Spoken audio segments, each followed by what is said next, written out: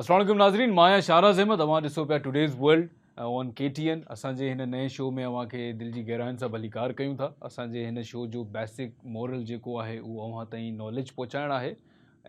Knowledge about everything, about facts, figures, laws, politics, crime and obviously also some smiling faces as well।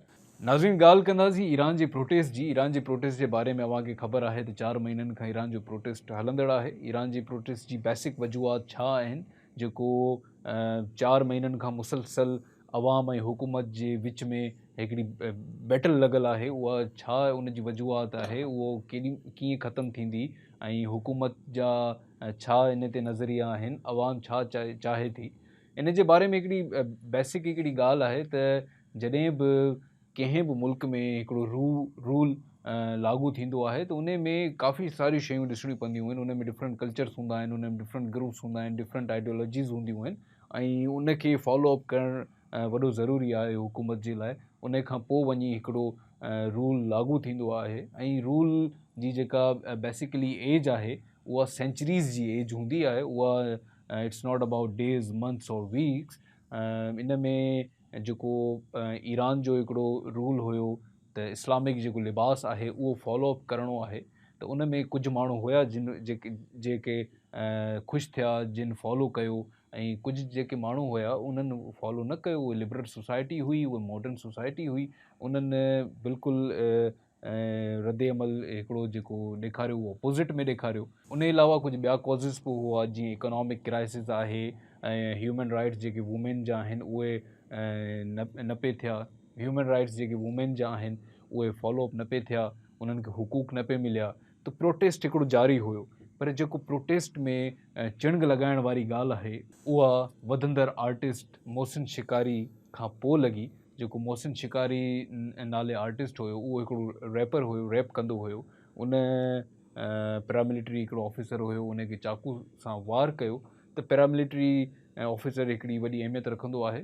Procedure हूंदो आहे, उन procedure जे हवाले सां उन जी सज़ा थींदी आहे, उन ते केस हलंदा आहिनि, ट्रायल्स हलंदा आहिनि, ऐं इहे सभु शयूं हलंदियूं आहिनि। उन खां पोइ वञी ऐं उहा पनिशमेंट ॾिसबी आहे त क्राइम कहिड़ो थियल आहे, उन क्राइम जे हवाले सां उहा पनिशमेंट ॾिबी आहे। पर मोहसिन शिकारी खे ईरानी गवर्नमेंट फांसी ॾेई करे सज़ाए मौत ॾेई छॾी। त उन ते प्रोटेस्टर जेके हुया उहो उन्हनि में अञा बि हिकिड़ो गुस्से ऐं हिकिड़ो पुरजोश हिकिड़ी लहर मची वई ऐं उन में जेके ॿिया सिविलियंस हुया उहे बि ॿाहिरि निकिरी आया ऐं हुकूमत ते डायरेक्ट हमिलो करे छॾियऊं। ऐं बेसिकली इहा जेका प्रोटेस्ट जी वजह आहे उहा सिर्फ़ु मोहसिन शिकारी खे फांसी ॾियण जी न आहे। 20 ॿिया बि अहिड़ा माण्हू आहिनि जिन खे सज़ाए मौत ॾिनी वई ऐं उहे सभु प्रोटेस्टर हुआ, उहे सभु एहतजाज कंदड़ माण्हू हुया जिन खे सज़ाए मौत ॾिनी वई डिफरेंट वेज़ में। मोहसिन शिकारी खां पहिरीं जेको प्रोटेस्ट जी हिकिड़ी मेन वजह ठही उहा जिना आमिनी हुई। जिना आमिनी हिकिड़ी अंडर ग्रेजुएट छोकिरी हुई। उहा पंहिंजे वालदेन सां गॾु, फैमिली सां गॾु उर्मिया जी तरफ़ वञी रही हुई ऑन September 13। त उते हिकिड़ी मॉरलिटी पुलिस हुई जेका हंगानी रेलवे स्टेशन ते हुनखे मिली ऐं उन्हनि जिना आमिनी खे अरेस्ट कयो। इन बाबति उन्हनि लिबास जेको पातल हुयो उहो इस्लामिक लिबास न हुयो, उहो हिकिड़ो लिबरल लिबास हुयो। त उन में अरेस्ट करण खां पोइ जॾहिं पुलिस स्टेशन वठी विया, उते हिकिड़ो भारी अमाउंट में उनखे टॉर्चर कयो वियो, उन ते तशदुद कयो वियो। आफ्टर 2 days उनजो इंतकाल थी वियो। उन जे इंतकाल खां पोइ पूरी हिकिड़ी लहर मची वई ईरान में त हाणे असांखे हुकूमत जे तरफ़ां को बि ऑर्डर न खपे, असां को बि लॉ फॉलो कोन कंदासीं। ऐं इहे जेके बि एहतजाज कंदड़ माण्हू आहिनि, इन्हनि सां हुकूमत जो बज़ाहिरिया इहो ॾिसण में अचे थो त को बि अहिड़ो को लागू कोन्हे त इन्हनि खे काम कयूं, इहो ख़तमु कयूं। हा, हिकिड़ी विश आहे त हीअ प्रोटेस्ट न थियणु खपे, पर उन जे लाइ का बि अहिड़ी स्टेटमेंट, को बि अहिड़ो रद्द अमल नथो थिए जंहिंमें प्रोटेस्टर चवनि त हा ठीकु आहे असांखे, माना हिकिड़ी को बि डिबेट कोन्हे, का बि अहिड़ी हिकिड़ी ॻाल्हि कोन्हे जंहिंमें प्रोटेस्टर ऐं जेके गवर्नमेंट होल्डर्स आहिनि उहे कंहिं बि डिसीशन ते पहुची सघनि। नाज़रीन, इन ई हवाले सां रशिया ऐं यूक्रेन जे बारे में अगरि ॻाल्हि कजे त तव्हांखे ख़बर हूंदी 4 महीननि खां उते हिकिड़ी जंग छिड़ियल आहे ऐं हींअर यूक्रेन जे तरफ़ां हिकिड़ो बयानु जारी थियो आहे त असां में वधीक सस्टेनेबिलिटी कोन्हे का त असां हिन जंग खे मुंहुं ॾेई सघूं। ऐं ॿिए पासे रूस जे प्रेसिडेंट प्यूटिन चयो आहे त इहा जंग मोर देन एक्सपेक्टेड हली वई आहे। असांखे उमेद कोन हुई त हीअ जंग एतिरो टाइम खणी वेंदी। असां वधीक मज़ीद जंग करणु नथा चाहियूं, पर हाणे हिन जंग खे सिर्फ़ु हिकिड़ी ई शइ ते असां ख़तमु कंदासीं जिथे असांजूं शर्तूं पूरियूं थींदियूं। रूस जूं शर्तूं इहे आहिनि त असांखे कुझु जेके इलाइक़ा आहिनि उहे असांखे कब्ज़े में खपनि, जंहिंमें लुगांस्क आहे, डॉन्स्क आहे, ज़ुपेरिया आहे ऐं खेरसन आहे। इहे जेके इलाइक़ा आहिनि रूस चवे थो त इहे इलाइक़ा असांजे कब्ज़े में ॾेई छॾियो, असां जंग ख़तमु करे था छॾियूं।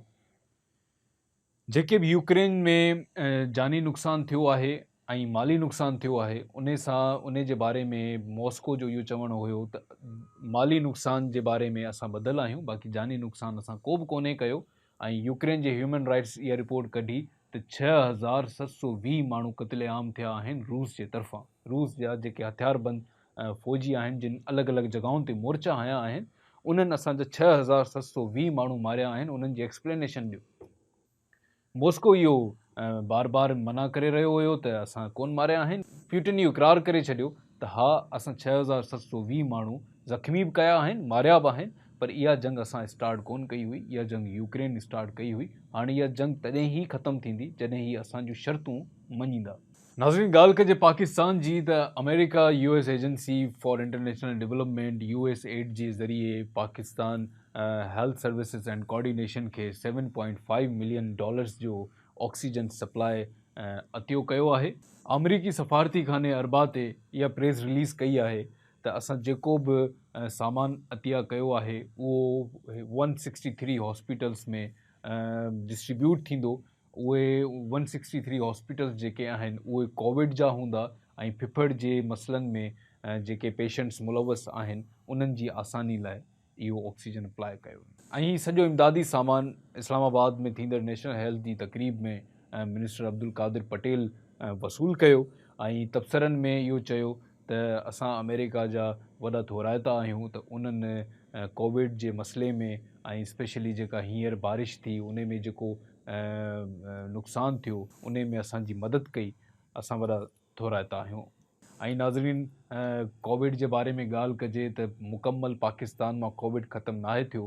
ही ग्राफ्स तव्हांजे साम्हूं अची रहिया आहिनि। हिननि ग्राफ्स में तव्हां ॾिसी सघो था त डिफरेंट केसिस अञा बि अपॉइंट थियनि था ऐं डेथ्स थियनि थियूं, वैक्सीन्स लॻनि थियूं ऐं मरीज़ जेके आहिनि उहे एडमिट थियनि था।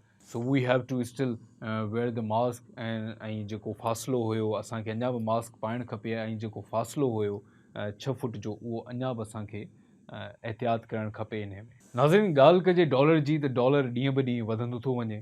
4 डिसंबर खां 10 डिसंबर ताईं डॉलर रोज़ कुझु पॉइंट्स में वधियो आहे। 4 डिसंबर ते 231.4 हुयो, 5 डिसंबर ते 231.5, 6 डिसंबर ते 231.6, ईअं थींदे 10 डिसंबर ते 232 ते अची बीठो। ऐं डॉलर जी वधंदड़ जी वजह यकीनन डिमांड ऐं सप्लाई आहे। इन सां गॾु गॾु नाज़रीन, US अमेरिका जो मशहूरु जर्नलिस्ट ग्रांट वेल अर्जेंटीना ऐं नीदरलैंड जे मैच जे दौरान इंतकाल करे वियो। संदसि घरवारी जो इहो चवणु आहे त ग्रांट वेल जी तबियत काफ़ी टाइम खां ठीकु कोन हुई ऐं जेको उनजो जज़्बो हुयो जर्नलिज़म में उहो तबियत खां वधीक हुयो। सो इन करे हू हमेशह हिकु क़दम अॻियां रहंदो हुयो ऐं पूरी दुनिया में जेके बि जर्नलिस्ट सोसाइटी आहे उन में वॾो अफ़सोस ज़ाहिर आहे। नाज़रीन, जिते ॿियनि जर्नलिस्ट जी ॻाल्हि हले थी त उते अरशद शरीफ़ साहब जो ज़िक्र करणु लाज़मी आहे। सुप्रीम कोर्ट इहो नोटिस जारी कयो आहे JIT खे त अरशद शरीफ़ क़त्ल केस में 2 हफ़्तनि जी मोहलत वठो ऐं मूंखे तफ़सीसी रिपोर्ट ॾियो। सुप्रीम कोर्ट JIT खे इहो बि चयो आहे त अगरि अव्हां ते को दबाव हुजे त अव्हां फ़ौरन अदालत सां राब्तो करे सघो था ऐं जेका इस्लामाबाद SSP जी टीम आहे उहा JIT खे फॉलो अप कंदी। मज़ीद चीफ जस्टिस JIT खे पॉइंट आउट करे इहो चयो आहे त 2 हफ़्तनि जे अंदरि अंदरि मूंखे रिपोर्ट। पर नाज़रीन, मारूफ़ एंकर पर्सन समी इब्राहिम इहो चयो आहे त JIT जॉइंट इन्वेस्टिगेशन टीम आहे जेका मुख़्तलिफ़ इदारनि सां गॾु मिली करे कमु कंदी। सवाल इहो आहे त छा मुख़्तलिफ़ इदारनि जा जेके सरबराह आहिनि, अगरि उहे इन केस में मुलवस हूंदा त छा JIT उन्हनि खे हाईलाइट कंदी? छा JIT जेके टीम जा मेंबर आहिनि, छा उहे पंहिंजे बॉसिस खे हाईलाइट कंदा? छा उहे उन्हनि जे ख़िलाफ़ु वेंदा? इहो हिकिड़ो वॾो सवालिया निशान आहे, पर असांखे सुप्रीम कोर्ट ते चीफ जस्टिस ते एतबार आहे ऐं असांखे इहा उमेदु आहे त अरशद शरीफ़ साहब खे जस्टिस ज़रूरु मिलंदो। नाज़रीन, चाइनीज़ प्रेसिडेंट सऊदी सरबराही इजलास में सिक्योरिटी ऐं तवानाई ताउन जो वाइदो कयो। चीनी सदर जुमे जे ॾींहुं दारुल हुकूमत जे इजलास में इहो बयानु ॾिनो त जेके बि खिलजी मुल्क आहिनि उन्हनि सां असां गॾु आहियूं, ऐं चयो त चीन पंहिंजी सिक्योरिटी खे बरक़रार रखण जे लाइ GCC मुल्कनि सां गॾु कलेक्टिव सिक्योरिटी फ्रेमवर्क ठाहींदो। इन ई इजलास में सऊदी अरब ऐं चीन पंहिंजी फॉरेन पॉलिसी खे तरजीह ॾिनी ऐं तरक़ी पसंद मुल्कनि जे लाइ चयो वियो त असां तव्हां सां गॾु आहियूं, असांजो साथ तव्हां सां गॾु आहे।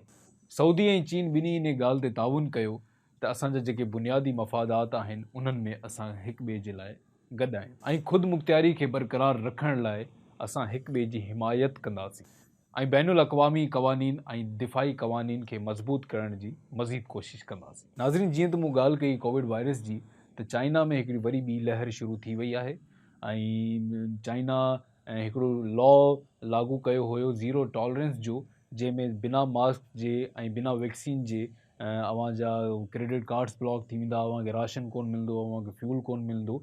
त उहे हिकिड़ा वॾा हिकिड़ो स्ट्रिक्ट लॉ हुयो जंहिंमें बिना मास्क जे अव्हां ॿाहिरि नथा निकिरी सघो। आफ्टर सॉफ्टनेस उहो लॉ ख़तमु कयो वियो। जीअं लॉ ख़तमु थियो त उहो वापसि रिवाइव थी वियो वायरस ऐं उहो माण्हुनि में फैलिजणु लॻी वियो। एतिरे क़द ताईं त जर्मन वैक्सीन खे रद्द कयो हुयो ऐं हाणे उहा वापसि अप्रूव करे छॾियो त असांजे माण्हुनि खे वैक्सीन जी हींअर ज़रूरत आहे ऐं हींअर वैक्सीन जी कमी महसूसु थी रही आहे चाइना में। नाज़रीन, ॻाल्हि कजे अमेरिका ऐं साउथ अफ्रीका जे रिलेशन जी, त वॉशिंगटन रिपोर्ट जे मुताबिक़ हींअर अमेरिका इहो चाहे थो त साउथ अफ्रीका इकनॉमिक यूनियन उहा G20 ग्रुप में मुस्तक़िल शामिल थी वञे, जो त president Joe Biden next week African leaders सां मुलाक़ात कंदो ऐं इहा मुलाक़ात ट्यूसडे खां शुरू थींदी, जेका 3 ॾींहं हलंदी ऐं इन मुलाक़ात में American president Joe Biden African leaders सां अफ्रीका ऐं अमेरिका जे मनसूबनि ते ॻाल्हाईंदो। 2014 सदर बारक ओबामा खां पोइ हीउ ॿियो इजलास थींदो। सो नाज़रीन, असांजो प्रोग्राम पंहिंजी पुॼाणी ते पहुतो। इंशाल्लाह वरी मुलाक़ात कंदासीं नेक्स्ट वीक। पंहिंजो इलाही सारो ख़्यालु रखिजो। Take care.